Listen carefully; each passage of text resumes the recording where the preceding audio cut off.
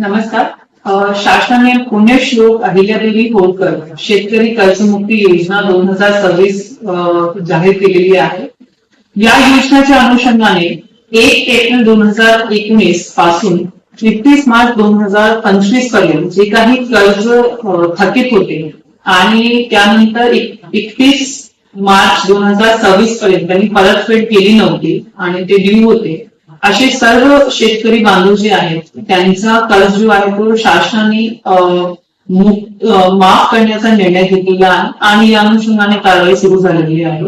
यामध्ये पालघर जिल्ह्यातले जवळपास 10,400 शेतकरी जे आहेत त्यांची डिटेल्स बँकेकडनं आम्हाला प्राप्त झालेली आहे आणि त्याचे लिस्ट आहेत ते आपल्या गाव पातळीवर तसेच जे डेप्युटी डायरेक्टर रजिस्ट्रार आहे त्यांच्या ऑफिसमध्ये आणि सर्व जे सहकारी संस्था आहेत त्यांची ऑफिसेसमध्ये डिस्प्ले केलेली आहे.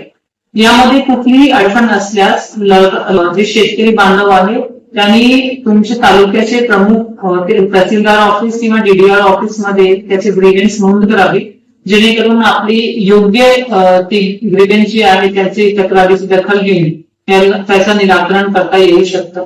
सोबतच प्रत्येक शेतकऱ्यांनी जे याच्यामध्ये पात्र आहे आपला आधार ऑथेंटिकेशन करून घ्यावा, जेणेकरून हा लाभ मिळण्यास आपल्याला सुलभ होईल.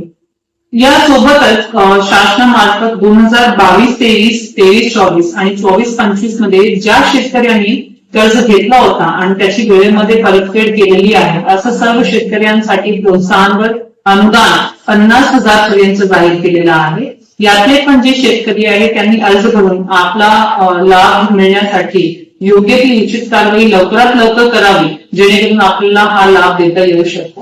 कुठलीही अडचण असल्यास आपण जिल्ह्याच्या हेल्प डेस्क किंवा तालुक्याच्या हेल्प डेस्कला संपर्क करावे. धन्यवाद. जय हिंद, जय महाराष्ट्र.